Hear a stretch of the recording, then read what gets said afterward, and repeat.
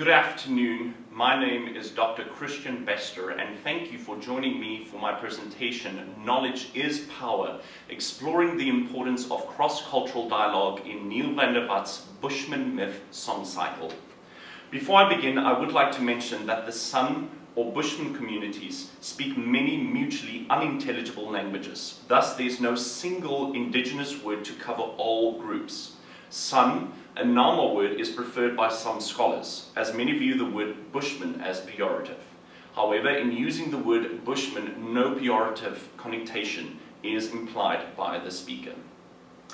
My story begins with an eyewitness account by famed Bushman explorer and humanitarian Sir Lawrence van der Post. He journeyed into the great wasteland of the Kalahari Desert around 1955 in search for some pure remnant of the unique and almost vanished, or arguably first people of Africa, called the Bushmen. Here then is account of the fire dance, the greatest of all Bushman dances. The women grouped themselves, singing in the center of the clearing. Quickly they piled a fire there, lit it the classic way, and then men were led into a ring dancing around the fire. They danced the first Bushman soul setting out into the darkness, before mind or matter, to look for substance, for fire. They looked in vain for its spoor in the sand, as if fire were some subtle animal. Hour after hour they went in the same circle without finding it. They called on the sun, the moon and the stars to give them fire. Because it was a sacred dance, we noticed how in the progress of the search, the seeker now acquired the power of healing. Suddenly he would break off his dancing to stand behind a moaning woman and with trembling hands draw out of her the spirit that was causing her unrest, emitting in the process the cry of an animal with which the alien invader was identified. How the dancers found the power to go on ever faster and faster, hour after hour, seemed beyond explanation or belief. They danced so hard and so long that the circle in the sand became a groove, then the groove a ditch high up to their calves. Now the longing became so intense that two of the elder women were kept constantly busy, preventing some fire-obsessed man from breaking out of the circle and hurling himself headfirst straight into the fire, like a moth overcome by the excess of longing for light. Then, suddenly, the hero of the dance found fire. He knelt down reverently beside it. His singing died away in one last sob of utter exhaustion. The man picked up the coals in his naked hands and arose to scatter them far and wide for all the world to share. So who are this unique, almost mystical race? Prior to the Dutch settlement at Table Bay in the Western Cape province of South Africa in 1652, a vast number of native peoples inhabited sub-Saharan Africa. These native inhabitants fall into four groups: the Bushmen, the Hottentots, the Bergdama, and the Bantu. Historical evidence and traditions support that at one time the Bushmen occupied vast territories of southern Africa, but George W. Stowe, in his book The Native Races of South Africa, suggests a concentration of Bushmen in the Great Plain of the Kalahari Desert. The Kalahari Desert extends over 900,000 square kilometers, covering much of South Africa, Botswana, and most of Namibia. The Bushmen are short in stature and are neither pastoral nor agrarian. Instead, they lead a purely hunting and collecting way of life. A closer affinity to some northern races, especially those branches of the Mongolian race, is evidenced through the Bushmen's distinctive artistic talents, their great prevalence of click consonants, and their physical appearance and linguistic usage. Invasion of ancient hunting grounds by European settlers in pursuit of fresh pastures for growing herds, as well as encroachment from other warlike tribes, led to violent confrontations with the Bushmen. These conflicts had a severe impact on the Bushman people. driving them to the point of extinction. Relentless prosecution, along with diseases and racial intermixture, left little room for Bushmen to maintain their distinct cultural identity or coexist with their neighbors. Deprived of their traditional hunting, gathering livelihoods, many Bushmen now work as casual laborers, herdsmen, and farmers. Fortunately, not all is lost for the Bushman race. The government of Botswana in the last 20 years established several settlements. Dakar is home to the Kuru Development Trust, the first institute owned and solely controlled by the Bushmen.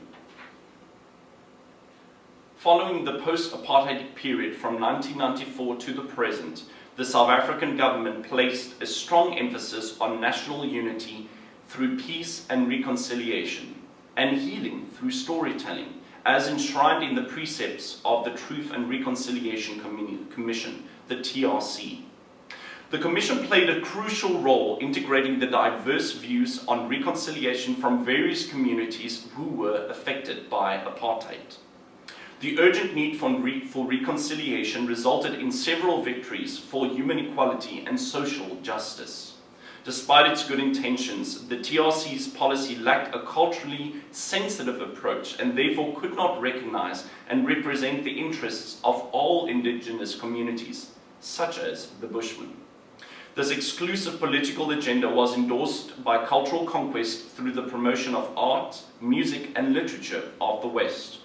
This cultural homogenization undermined the diversity of artistic and musical expressions in non-Western cultures, as well as the potential for cross-cultural communication and exchange.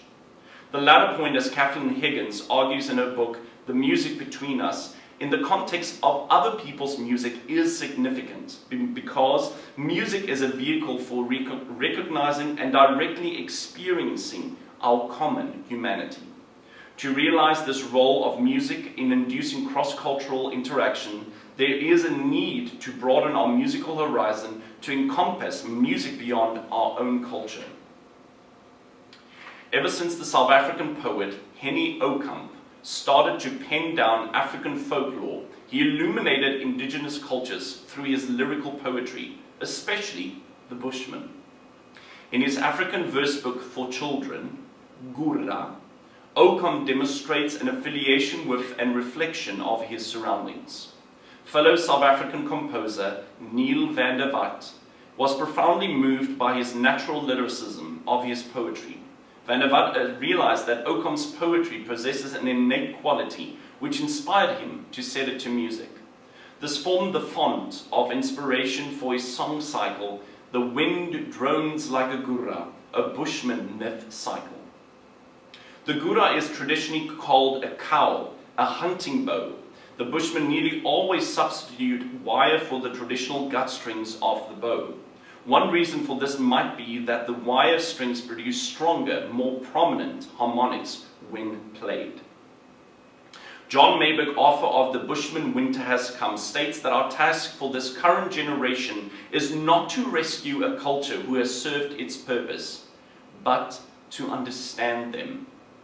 Accordingly, my study suggests that Henny Okamp's poetry and Niel van der Wald's song cycle represents a reconciliation vehicle for cross-cultural understanding, generating awareness and greater appreciation of the life, myths, oral tradition, and music of the Bushmen. Some brief biographical information on the composer. Niel van der Walt was born in Pretoria, South Africa in 1962. His early interaction with African people was casual, learning a song from a worker or learning to speak the language from a native speaker. This inadvertent influence of his surroundings and exposure to native vocal and musical styles early in life played a significant role in shaping Niel's musical outlook. Growing up during the apartheid years in South Africa, Van der Walt was painfully conscious of his social injustice and cultural ghettoization. He took it upon himself to change the situation using his art as a vehicle for reconciliation. As a music student at the University of Pretoria, the desire to make his own music and pursuing his own ethical and aesthetic ideas remained paramount a paramount concern to van der Walt. Van der Walt perceives music and its creative dimensions as a vehicle to humanize, to establish culture, and to subtly communicate. Some brief points on his personal, compositional, tonal language and style. Although van der Walt is often referred to as a polystylist, a term first applied rather pejoratively according to the artist, the German term Gebrauchsmusik is perhaps more appropriate to reveal the composer's intent of using his art for a specific purpose. A chameleon-like ability to adapt and reflect his multicultural environment and challenges presented by each genre and style seems only natural to van der Walt. The integration of the text and the melody is central to his compositional style. As an example, the title of each song of the Bushmen cycle reflects an amalgamation of Bushman mythology and the codependability of the Bushmen on their natural elements. Other significant compositional and stylistic traits of van der Walt's work, often applied but not limited to the Bushman cycle, include imitation, modulation to third-related keys, predominant use of extended tertian harmony, prominent use of a fourth interval, chordal harmony, generous but not dominant prevalence of dissonance, and the application of rests and rhythmical figures. These traits in combination result in fascinating rhythmic configurations. Everything I hear influenced me, van der Walt states. This reaffirms his sensibility and awareness to respond to an ever-evolving environment and musical tonal language of the 21st century. With the research by Dr. Percival R. Kirby, a renowned scholar and musical expert on Bushman music, I was able to establish the presence of indigenous Bushman musical elements in van der Walt's song cycle. Firstly, a bit of background on Kirby's expedition, followed in the second section of my presentation by some musical findings by Kirby. Prior to Kirby's expedition in 1936 to the Kalahari Desert, few attempts have been made to record Bushman music. Kirby states that when so recorded, it usually enshrines the art of a single individual.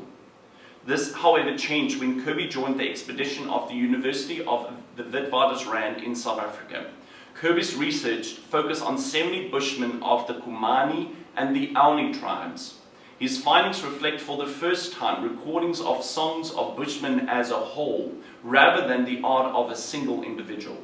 Several traditional Bushman instruments and their playing methods were examined, with a special emphasis by Kirby on the kakanzi and the cow, both bow-like stringed instruments. The cow was of great importance to this study, since it revealed that indigenous songs of the Bushmen appeared to be solely based upon the scale produced by this instrument.